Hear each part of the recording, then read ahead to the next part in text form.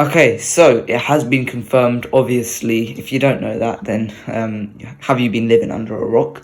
That Antonio Rudiger, has signed for Real Madrid.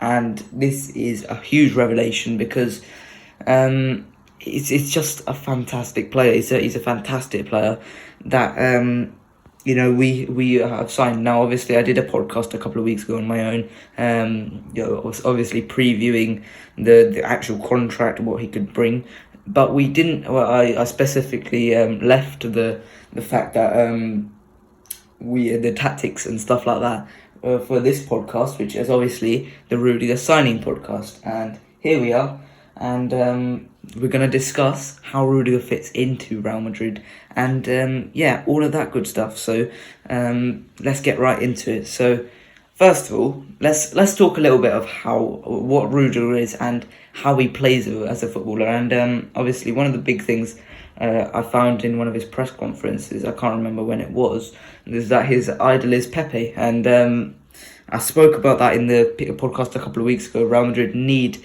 that type of guy, that dirty player at the back. And we just haven't had that since Pepe and Ramos left. So we've got a guy here in Antonio Rudiger who brings that dirtiness, but he also brings a certain amount of composure, which has also made himself so successful at Chelsea, because previously, before Tuchel came in, he was a very aggressive defender without lacking that a bit of composure that, where he just get a yellow card needlessly, and it really did put him off his game. So what do you think that aggression and ability just to scare I don't want to use the word scare, but is that ultimately scare the opposition attack? What do you think that can have with our defence next season?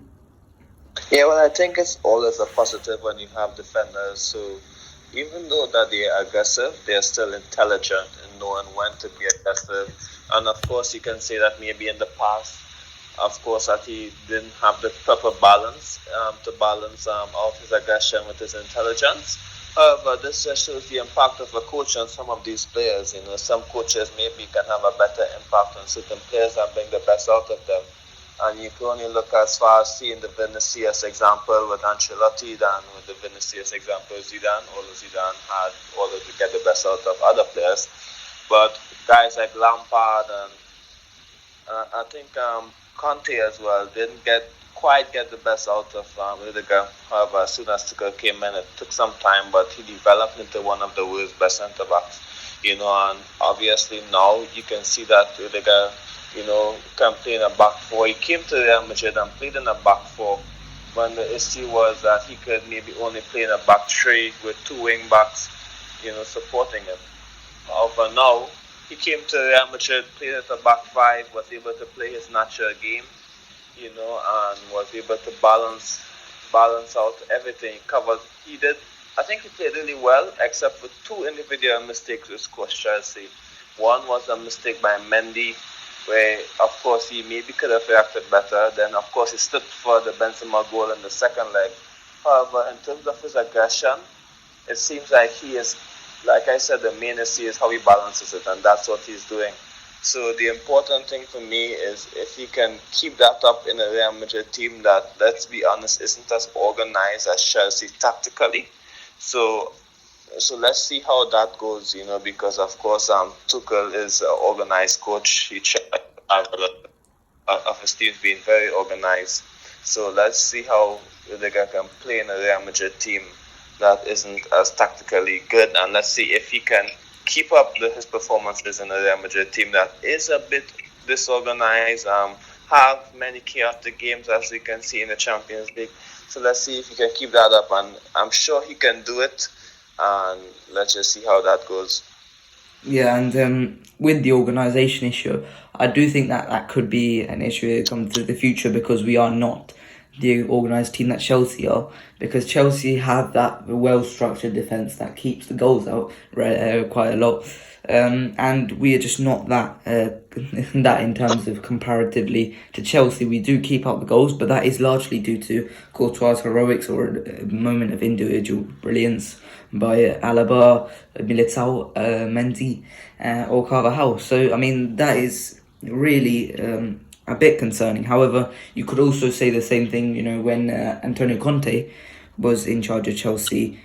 Antonio Conte is one of the most organised coaches out there, and he still didn't work it. So maybe he has crossed over that line or crossed over that hurdle that that he couldn't pass through with Antonio Conte, with Lampard, and maybe he's done that with Tuchel, and hopefully that is a permanent change where he can become that composed defender, but is aggressive, is very, very good on the ball, and that leads me on to the second important thing about him as a player, and that's his actual attacking output. And I know that may be interesting, but I think this is what makes Rudiger really interesting, really unique as a football player, as a centre-back specifically, because you don't get centre-backs that do this much often, because ultimately I think the only player who I could probably say off the top of my head that does this as much as Rudiger, but not in the same way, is Joel Matip,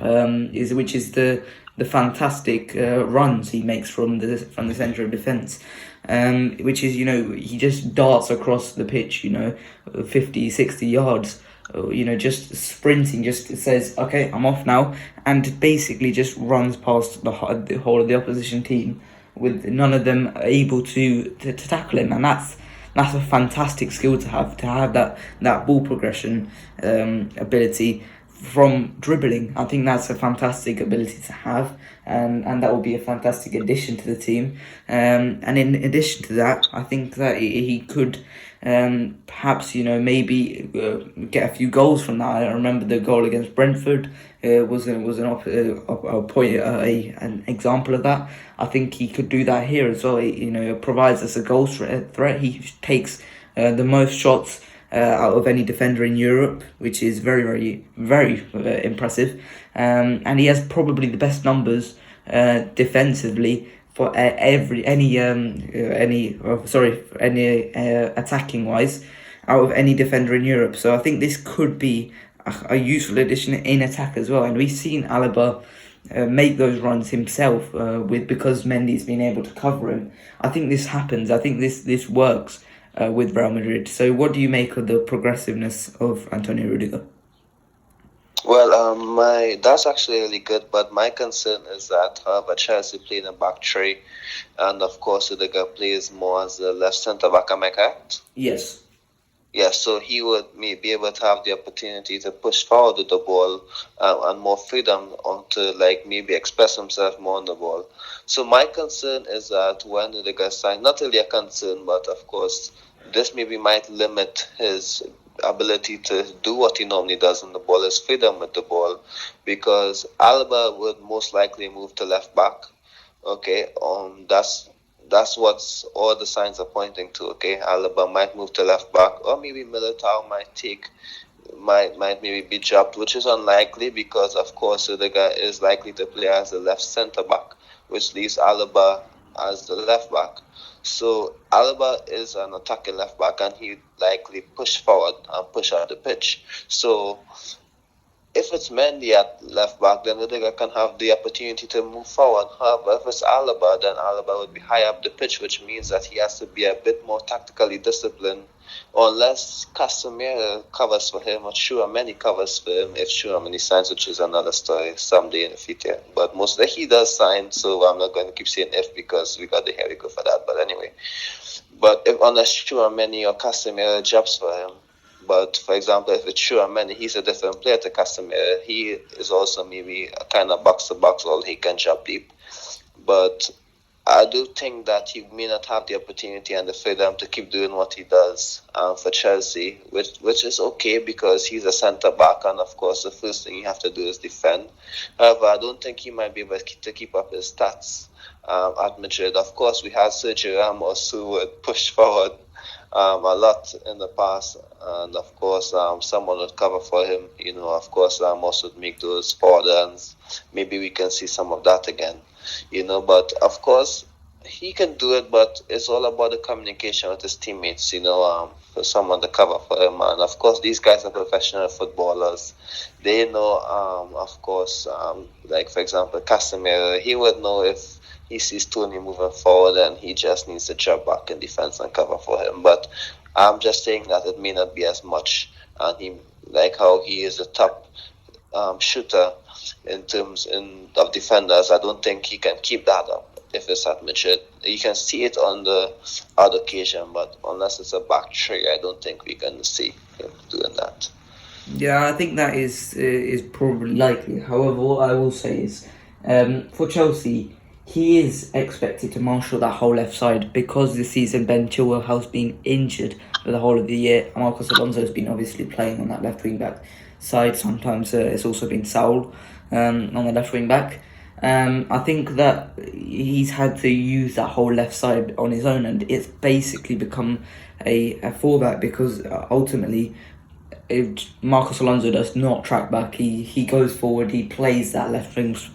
Basically, he is basically a left winger, and that's the point I'm trying to make, is that he doesn't have anyone to cover for him anyway. Obviously the other two centre backs are there, but he is basically a left back in the Chelsea team. He is basically an inverted left back who goes and bombs forward, and I think that is important to know. And at Real Madrid we do have players who can cover him. We've got Mendy, we've got Casemiro, like you said, who can cover any runs. And I do want him. I would rather have him bombing on forward and maybe lose the attacking output of Ferland Mendy or lose the attacking output of Casemiro, because I do think that what he brings is so unique and it's so much of a weapon that we could use.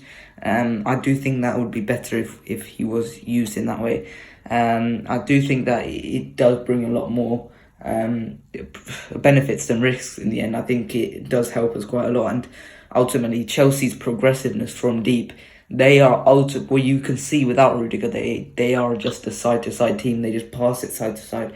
Without Rudiger, I do think that Chelsea would be so bad going forward in terms of progressing the ball. They would not be just going straight forward. Rudiger just drags them on forward, pulls them forward. And I think that would be fantastic for us. I think that would be something that it would be useful for us to have. And we've seen at times with Alaba bombing on forward, we've seen that Mendy covers in for him, and that gives Alaba the comfort, knowing that Mendy is there. I think that should be the case with Rudiger. I think that would be something Rudiger will be knowing all as well to do. So I think that I don't want to lose that ability of Rudiger's to go forward just because he's playing in the back four. I do think he will continue to do that.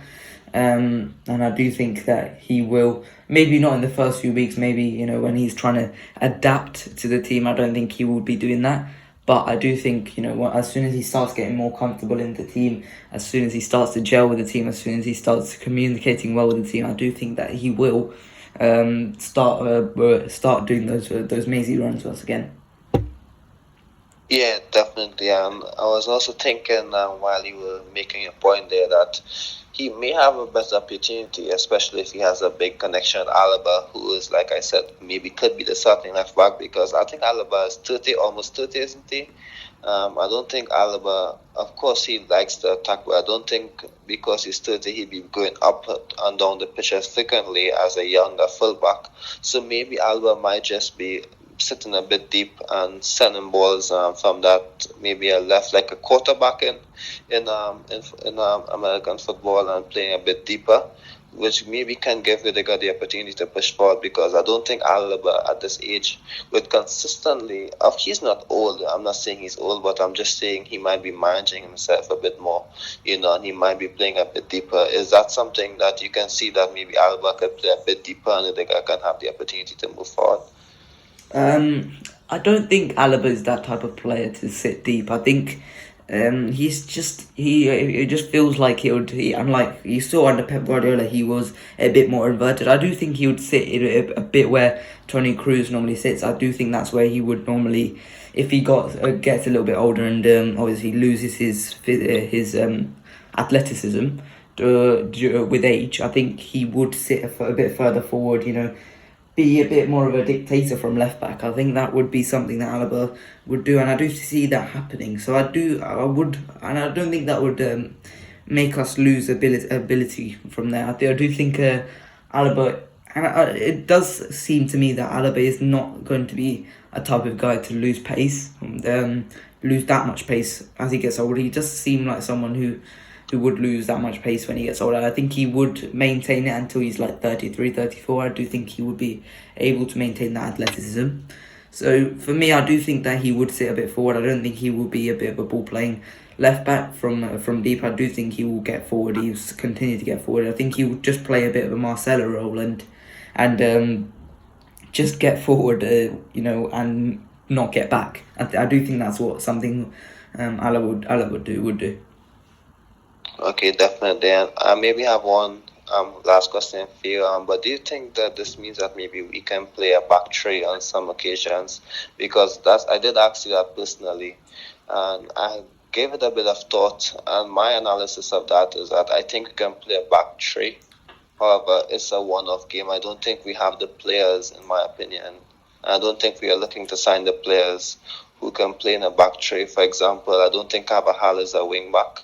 In my opinion, he can play as a full back and play a bit deep, but I don't think he's a wing back. And I think if we're playing a back three, maybe someone like Fede Valverde, who has an energy to go up and down the pitch as a wing back, can play as the right wing back, and maybe Carvajal as a right-sided centre back. But I don't think that we have the players to play in the back three, in my opinion. I think if it's a one-off game, or if we are defending a game like we did versus Manchester City in the last 20 minutes in additional time, we can maybe move to a back three. But I don't think we have the players to consistently play the back three. Do you think that's an option now that we sign him, or we don't have the players for it?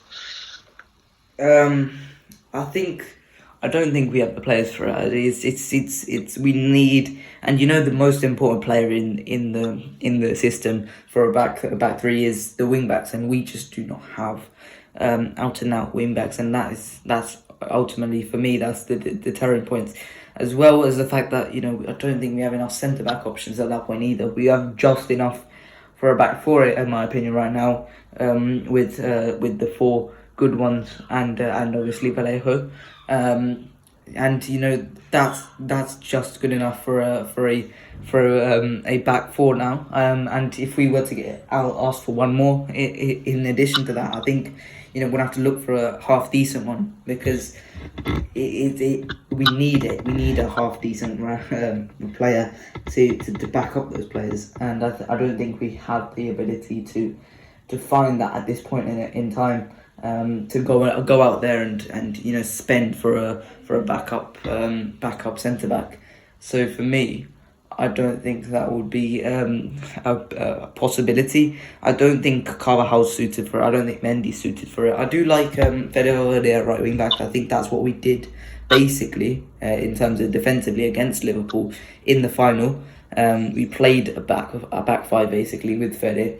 Bombing up and down, and he really worked with Fede. I think Fede had a fantastic performance, but yeah, I don't think it's possible at this moment in time because we just do not have the players for it. Yeah, I have to say that I'm on your side with it. You were so clear with that. I understand. I don't think we can have the players who can do it. Of course, in a one-off game, I think we can do it maybe for 20 minutes if we are chasing the game and we need extra width. Maybe we can try it, but I don't think that we have the players who can do it at this time. So yeah, I have to say on point there.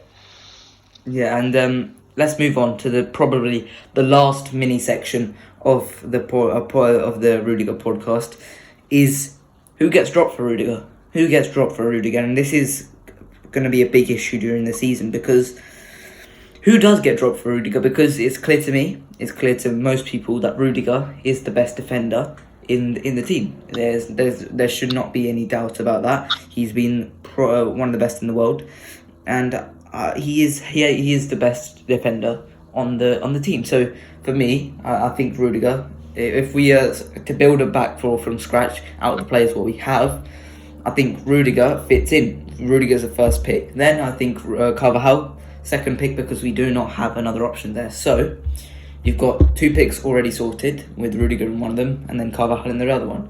So for you, would you go for Mendy and Alaba, or would you go for Militao and Alaba, or would you go for something completely different, Militao and Mendy? What would you go for? Yes, I understand that Tony is the first pick. But in my opinion, the second pick in the team should be Alaba, no matter what, unless he's not fit. Because Alaba can play at left back and a centre back, obviously. But Alaba as a left back would give you better attacking intelligence and better attacking output from left back, in my opinion. And of course, that's going to help Vinicius become a better player. In my opinion, that's going to give Vinicius more opportunities to be Vinicius and take defenders away from him if you have a proper fullback who can make those runs, in my opinion. I think Alaba should not be dropped no matter what. Of course, he's not going to be dropped. Of course, new signing just came in last year on I'm not saying a big wage, but it's a good wage, which shows that he has a good status in the squad. I think Alaba is second, even ahead of Carvajal, in my opinion. Because, for example, I still believe if we have the opportunity to sign a guy like James, we should still try James. I'm not saying Carvajal isn't good, but we should still monitor the position because, of course, he is not that fullback who can go up and down the pitch, and that's where Alaba comes in because Real Madrid have struggled a lot this season in terms of their attacking quality when defenders double up on Vinicius and give him a hard time, and it also makes life difficult for Benzema as well. And I think if we have a better attacking output from the fullbacks and more attacking options and more attacking combinations, we can do better. And of course, we need Alaba left back for that. Of course, he's a better attacking left back than Mendy. Of course, Mendy is good defensively. However, there are times when we play most teams in La Liga, we don't need Mendy on the pitch. Let's be honest. And of course, Mendy has gotten a lot better in terms of his attacking output. But Alaba is a better left back. So for me, Alaba has to start. I would not drop Alaba. What he has on the ball is quite incredible. Of course, he can do it as centre back and of course at left back.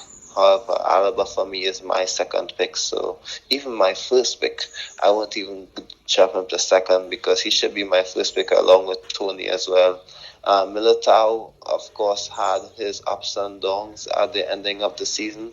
And, of course, at the start of the season, I was saying that, maybe we should sign a new young centre-back, let Alaba and Militao play and let them develop and sign up the young centre-back. But as the season wore on, we all accepted that we needed a centre-back like him, who can come in and be a dominant centre-back, And, of course, we got him. So, in my opinion, it should be, Alaba and Rudiger as the first two options in any particular order. Then, of course, it's Militao and Carvajal and Mendy because Alaba is so important on the ball and would help us in attack.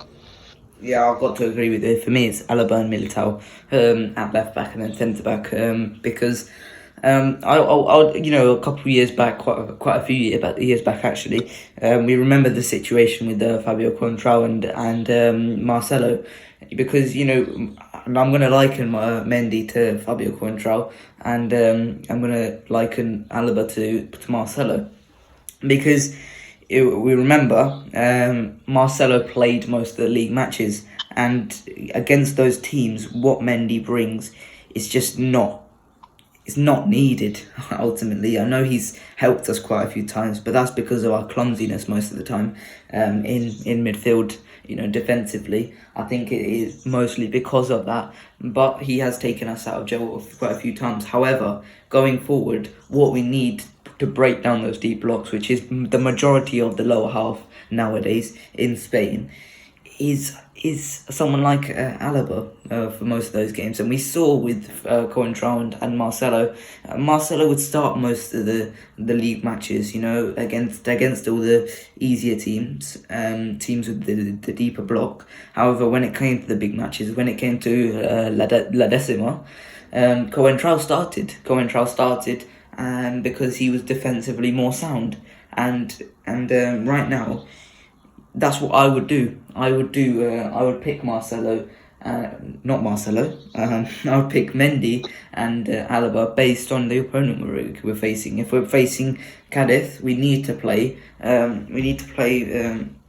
Alaba. If we're playing Man City in the Champions League semi-final, we need to play Mendy because that's where the focus is going to be against. Against Riyad Mahrez, I would rather have Mendy than Alaba. So for me, that's how I would select it based on that, and I would probably drop Militao, but if it was down to Militao or Alaba. So, but I think pre-season is going to be really important as well. In addition to that, I think that we're going to have to find out how Rudiger and Militao play with each other, because it's going to be really important to find out, because those two, they're very similar in the way they want to play, which is aggressive, cut the ball out straight away before it gets to the striker. That's the type of play they want to. That's the type of game they want to play, and we'll have to see how they play out. And there's going to be an El Clasico in Las Vegas. I think that's going to be a big match. You're going to have to see how these teams play. And I want to see how Rudiger fits in with Militao. So I want to see how these players play together. I want to see how they fit together. I want to see whether they can work together, because we've seen Ramos and Pepe work together very, very well. Two very, very aggressive centre backs, two players who absolutely wanted the ball and nothing else.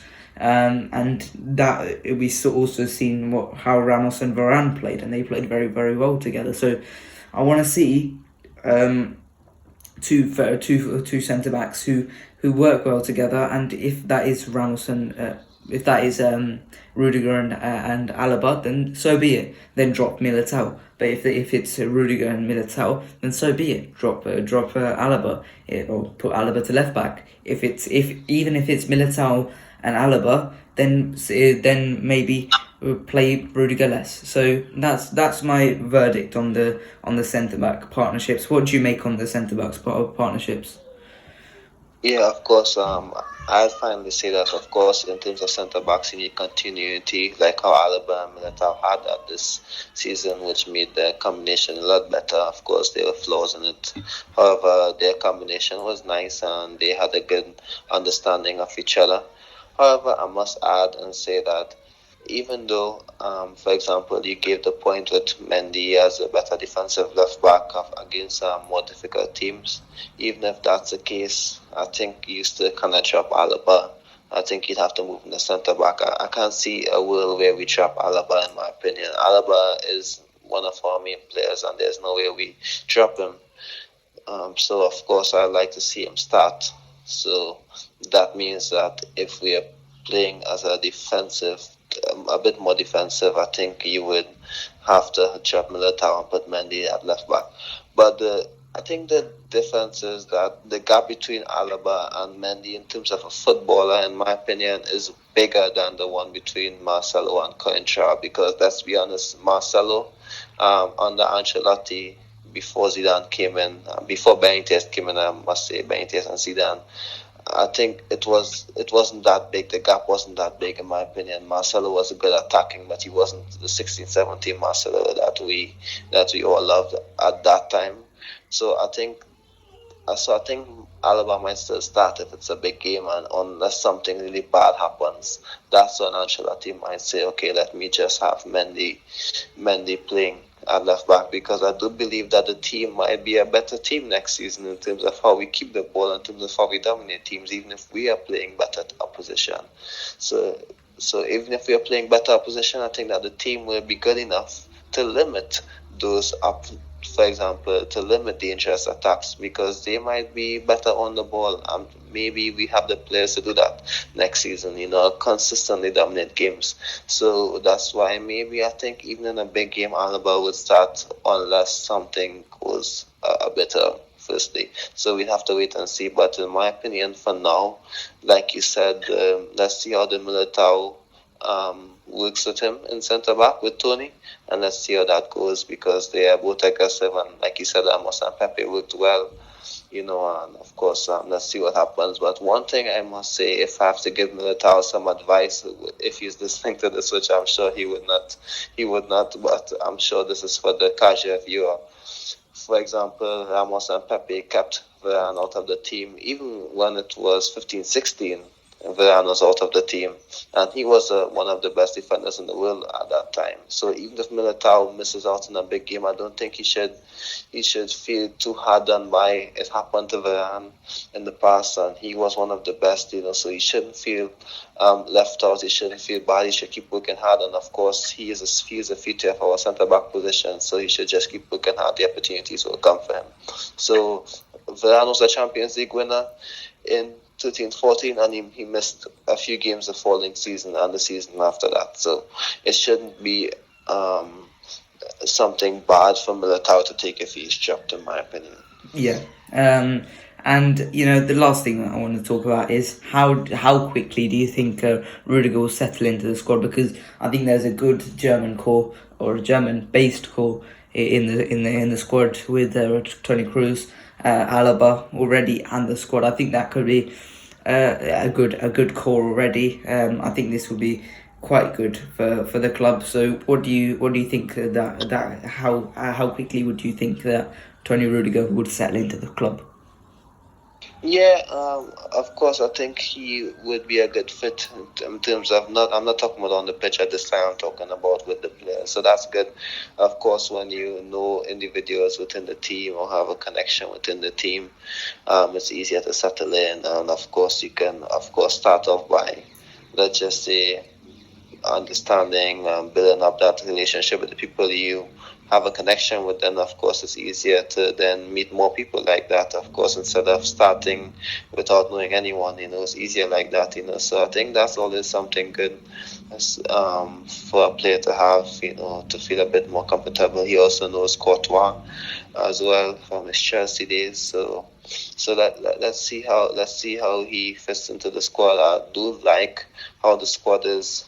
I think this is the best squad we have had in years in terms of the connection they have had after the Champions League games. I'm seeing players dancing and happy, and of course I think he can fit in there as well, in my opinion. As much as we can say under Zidane, when we won the 3 Champions Leagues, it was a good dressing room fighting for each other. I don't think they were that close, in my opinion. I'm seeing the relationship between all the players, and I like it. I love it. And of course, the players we sign, they should be able to fit into that dressing room, because I do like the atmosphere. I love it as well. Seeing Camavinga, Vinicius, Mendy, all these guys after a win, it's always something nice to see. And I think he definitely has the personality to fit into that. Of course, he is a talkative centre-back on the pitch, and of course that means that he can definitely build up a connection faster with his teammates. They can expect him a bit more, just like how they'll have Alaba now. So of course that's always positive. So once you get the mix properly, I think you're going to fit in well. Yeah, and obviously he's rejoining his friends in from Chelsea, Thibaut Courtois and Eden Hazard. So that could be very, very nice. I think he is a winner, and I think that fits in perfectly with the Real Madrid dressing room, with all of these guys being UCL winners in the dressing room. Every single player at Real Madrid is a UCL winner. So this is he fits in perfectly. I do think this is a fantastic signing.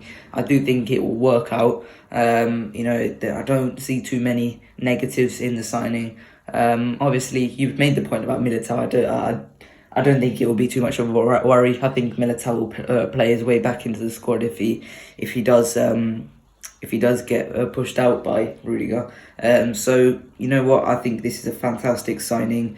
Have you got anything else to say about Rudiger, or anything about the tactics, or anything really?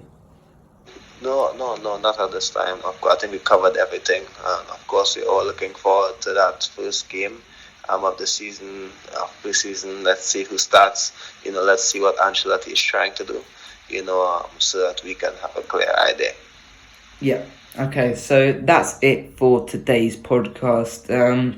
If you haven't, go check out my one signing for every Premier League team.